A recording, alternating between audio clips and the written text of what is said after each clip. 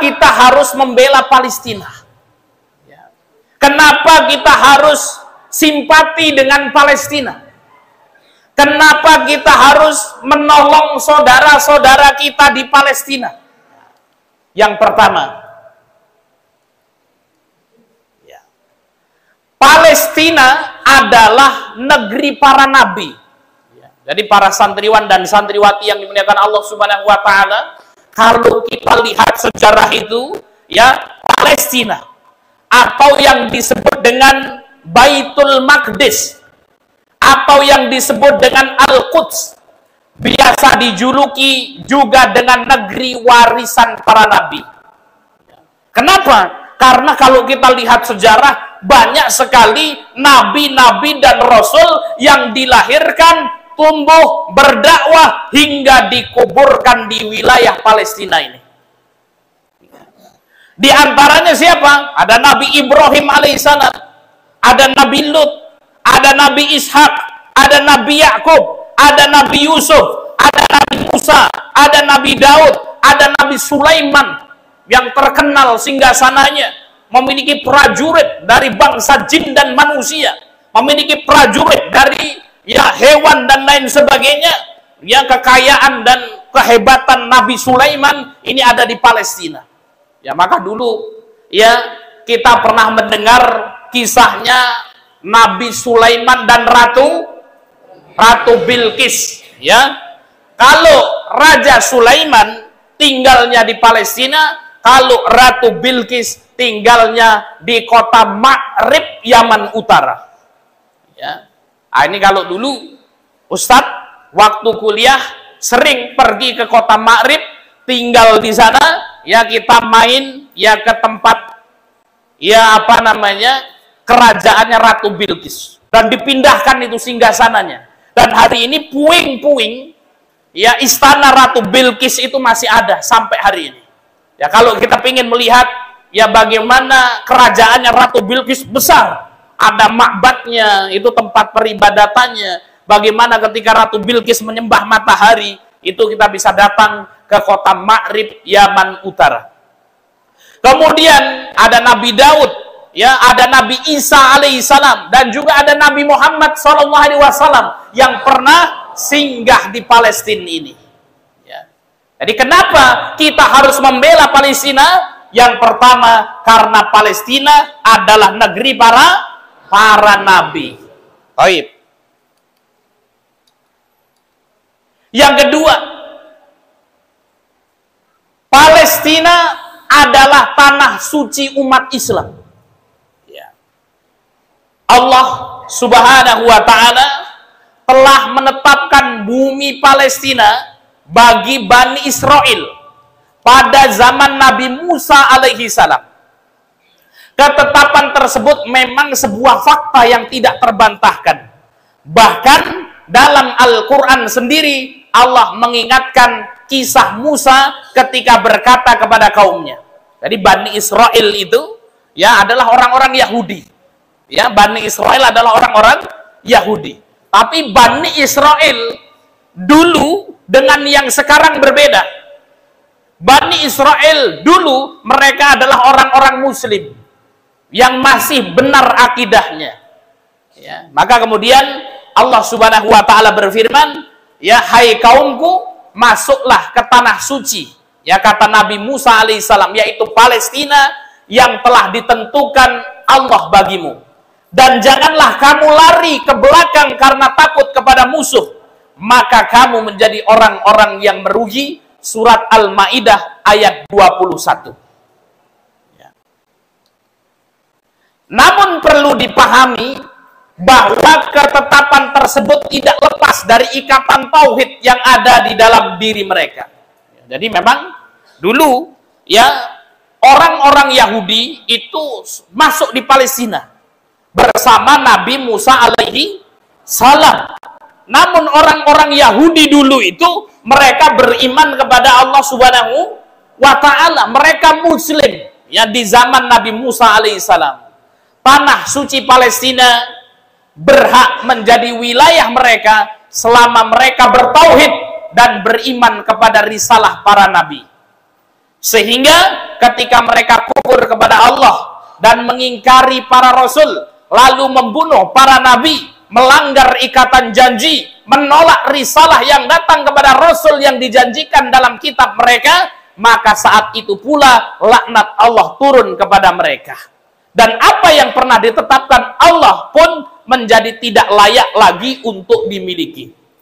Jadi para santri dan santriwati yang dimuliakan Allah Subhanahu wa taala, orang-orang Israel itu, ya karena mereka mengaku bahwasannya mereka adalah keturunan ya orang-orang Yahudi di zaman Nabi Musa alaihi salam. Dan dulu orang-orang Yahudi ya bersama Nabi Musa alaihi salam memang masuk ke Palestina. Tinggal mereka di Palestina. Akan tetapi kemudian apa? Ya ketika itu kemudian apa? Terjadi penyelewengan oleh orang-orang Yahudi ini. Orang-orang Yahudi tidak lagi mengikuti akidah yang benar. Orang Yahudi tidak lagi mengikuti ajaran para nabi dan rasul mereka. Maka kemudian apa? Secara otomatis ya orang-orang Yahudi tersebut tidak berhak untuk tinggal di Palestina. Ya. Karena kemudian orang Yahudi juga menganggap, oh Palestina ini adalah negeri kami. Palestina ini adalah tanah kami. Ya, ya mereka berhak terhadap Palestina kalau satu akidah mereka benar. Akan tetapi sudah tidak mengikuti milah dan jalannya para nabi-nabi terdahulu, sehingga kemudian apa? Ya orang-orang Israel sudah tidak berhak lagi untuk menduduki tanah Palestina ini. Kemudian para santriwan dan santriwati yang dimuliakan Allah Subhanahu wa taala, kenapa kita harus membela Palestina?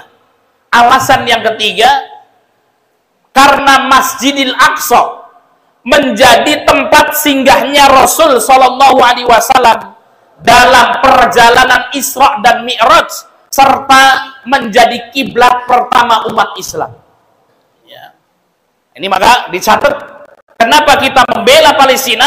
Karena Masjidil Aqsa merupakan tempat singgahnya Rasul Shallallahu Alaihi Wasallam dalam perjalanan Isra dan Mi'raj. Ya, maka dulu atau kita sering mendengar kisah Isra Mi'raj ini dan diabadikan oleh Allah Subhanahu wa taala dalam surat Al-Isra ayat 1. Subhanalladzi asra bi 'abdihi lailan min masjidil harami ilal masjidil aqsa.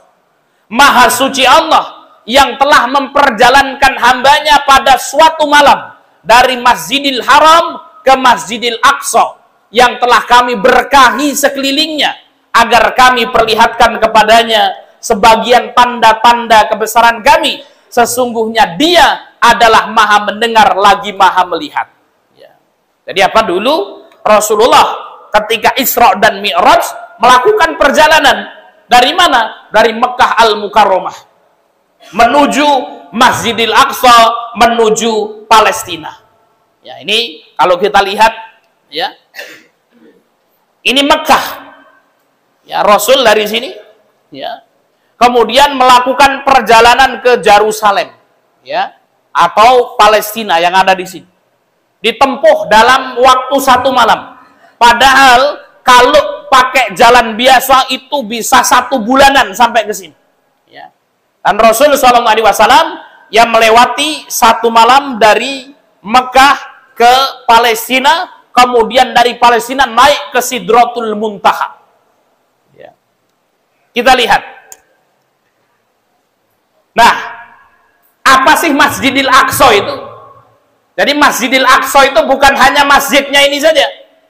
Ya, akan tapi Masjidil Aqsa ini adalah apa? Ini wilayah yang merah ini. Ini yang disebutkan Masjidil Aqsa yang diberkahi oleh Allah Subhanahu wa taala. Jadi ini Masjidil Aqsa. Jadi Rasul ya ketika melakukan Isra, maka kemudian apa? Datang ke Palestina, datang ke Masjidil Aqsa ini. Maka disebutkan dalam hadis yang diriwayatkan oleh Imam Muslim dari Abi Dzar Al-Ghifari, ia berkata, saya bertanya kepada Rasul Shallallahu Alaihi Wasallam mengenai masjid yang mula-mula dibangun di atas bumi ini. Beliau menjawab, Masjidil Haram. Jadi masjid pertama yang dibangun di muka bumi masjid apa? Masjidil Haram. Saya bertanya, kemudian masjid apa ya Rasul? Beliau menjawab, Masjid Al-Aqsa. Saya bertanya, berapa jarak waktu antara keduanya? Masjidil Haram dibangun dulu, kemudian baru Masjidil Aqsa. Berapa jarak waktunya ya Rasul? Beliau menjawab, 40 tahun. Kemudian seluruh bumi Allah adalah tempat sujud bagimu, maka dimanapun kamu mendapati waktu sholat, maka sholatlah. Hadis riwayat Muslim. Nabi SAW pun mengabarkan kepada umatnya, keutamaan sholat di Masjidil Haram adalah 100.000 kali sholat atas masjid selainnya. Masjidil Haram ada di mana? Di Mekah. Siapa yang sudah pernah di Masjidil Haram, tunjuk jari.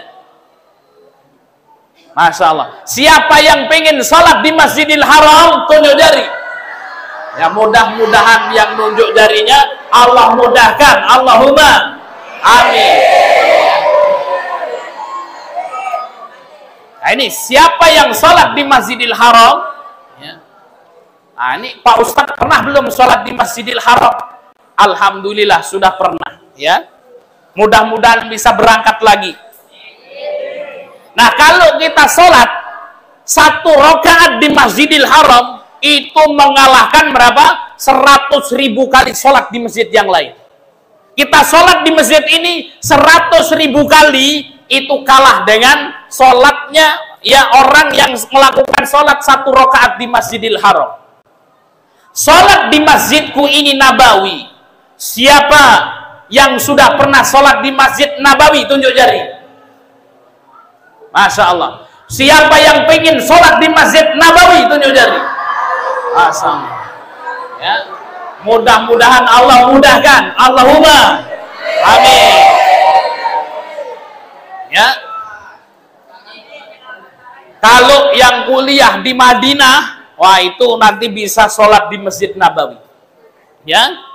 Yang dapat beasiswa S1 di Madinah, pesawat terbang gratis.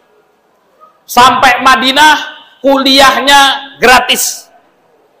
Diberikan tempat tinggal gratis. Kemudian dibawa, diangkut pakai mobil gratis. Dikasih makan gratis. Setiap bulan dikasih uang saku. Kalau nilainya mumtaz 90 setiap kali semester, ditambah lagi gajinya. Ya, bisa haji, bisa umroh. Ya, mudah-mudahan nih santri ya Ahmad Dahlan ada yang bisa kuliah di Madinah. Amin. Siapa yang ingin kuliah di Madinah, tunjuk jari. Masya Allah. Masya Allah, Masya Allah. Pak Ustadz, kalau ingin kuliah ke Timur Tengah, apa yang dipersiapkan? 1, hafal Quran. 2, bahasa Arab. Banyakin hafal Quran, kuatkan bahasa Arab. Baik. Kemudian Rasul bersabda, sedangkan sholat di Masjid Baitul Maqdis adalah 500 kali lipat. Ya, Masya Allah ya. Ini keutamaan sholat di Baitul Maqdis. Artinya tidak terpisahkan antara Masjidil Haram, antara Masjid Nabawi dan Baitul Maqdis. Maka Presiden Erdogan, ada yang tahu Erdogan? Presiden mana? Siapa yang pengen ke Turki? Siapa yang pengen kuliah ke Turki? Masya Allah ya. Pengen semua ini. Mudah-mudahan yang tunjuk jari S1-nya di Madinah, S2-nya di Mekah, S3-nya di Turki. Baik, ya. Presiden Erdogan mengatakan apa? Kalau kaum muslimin tidak mampu menjaga Baitul Maqdis, maka kaum muslimin tidak akan mampu menjaga Masjid Nabawi. Kalau Masjid Nabawi tidak bisa dijaga, maka Masjidil Haram juga akan diambil. Kalau Masjidil Haram diambil, maka kaum muslimin akan kehilangan Ka'bah. Ya. Maka Masjidil Haram, Masjid Nabawi, Baitul Maqdis merupakan apa? Masjid mulia kaum muslimin yang wajib untuk kita jaga. Baik. Ini Masjidil Aqsa. Rasulullah ketika naik ke Sidratul Muntaha lewat sini. Rasulullah naik, dalam riwayat disebutkan Rasulullah mengendarai buraq. Apa itu buraq? Buraq itu kendaraan ya seperti bigol, lebih besar daripada keledai, lebih kecil daripada kuda, kemudian bersayap. Kemudian diikat, dalam riwayat ya buraqnya Rasul diikat, kemudian Rasul sholat 2 rakaat, kemudian baginda Muhammad sallallahu alaihi wasallam ya naik di batu ini, kemudian naik ke Sidratul Muntaha, ke lapis langit yang ke-7. Yang kelima, kenapa kita harus membela Palestina? Karena umat Islam yang membebaskan Palestina dari kesyirikan Romawi. Ya. Jadi ketika sudah ditinggal para nabi-nabi, masuk orang-orang Romawi, kemudian apa? Membawa kesyirikan di Palestina ini. Kemudian apa? Dibebaskan lagi Palestina ini oleh para sahabat, yaitu di masa kepemimpinan Umar bin Khattab radhiyallahu anhu. Ada kisah menarik di mana ketika itu tidak terjadi pertumpahan darah di Al-Quds ini. Ya, ketika kemudian kaum muslimin masuk ke Palestina, maka kemudian ya orang-orang Palestina mengatakan ya kunci Baitul Maqdis, kunci Palestina akan diserahkan langsung oleh pemimpin umat Islam. Maka datanglah ketika itu Umar bin Khattab diminta oleh sahabat-sahabat, wahai Umar, di mana Umar ketika itu? Di Madinah. Datang wahai Umar ke Palestina untuk mengambil kunci ya Baitul Maqdis ini.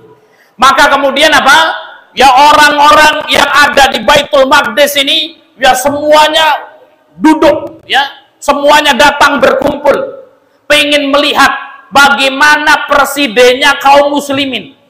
Ya, bagaimana presidennya kaum muslimin. Maka kemudian ya sahabat-sahabat ya membawa pakaian-pakaian kemuliaan datang ya ingin kemudian menyambut Umar datang. Dan ternyata Umar bin Khattab ketika itu dari Madinah ke Palestina mengendarai kendaraan keledai yang kecil. Ya. Ini orang-orang Palestina ini ini luar biasa ini. Ya, kaum muslimin ini luar biasa, mampu menaklukkan negeri-negeri yang hebat itu. Tentunya rajanya, presidennya hebat luar biasa. Ditunggu-tunggu, pengen melihat bagaimana kehebatan, kegantengan gitu ya. Ya presidennya kaum muslimin. Maka Umar bin Khattab ketika itu datang dengan keledai. Gantian sama pembantunya. Pakai baju sobek-sobek. Kemudian kalau Umar bin Khattab naik keledai, pembantunya di bawah nuntun keledai. Kalau pembantunya sudah capek, pembantunya naik, Umar bin Khattab yang nuntun keledai. Pas tiba di Palestina, kebalik. Pembantunya naik, Umar bin Khattab yang di bawah. Orang nunggu-nunggu, mana ini yang namanya Umar bin Khattab? Wah, ternyata kemudian dengan kesederhanaannya Umar bin Khattab kemudian orang-orang takjub loh. Cuman seperti ini toh rajanya kaum muslimin, sederhana sekali. Maka ketika itu Umar bin Khattab membawa debu, kemudian disiram-siramkan di sahabat-sahabat itu. Kemudian Pak Umar mengatakan, barang siapa yang mencari ya kehormatan karena manusia, maka dia tidak akan mendapatkan kemuliaan dari Allah Subhanahu wa taala. Barang siapa yang mencari kemuliaan karena Allah, maka dia akan mendapatkan kemuliaan dari seluruh alam semesta. Ini luar biasanya Umar bin Khattab radhiyallahu anhu. Maka umat Islam datang ke Palestina, membebaskan Palestina. Maka kemudian ketika itu kemudian ya negeri Palestina ya hidup sesuai dengan apa? Akidah ya para pendahulunya, yaitu para nabi-nabi terdahulu. Baik. Para santriwan dan santriwati yang dimuliakan Allah Subhanahu wa taala ini, kenapa kita harus membela Palestina?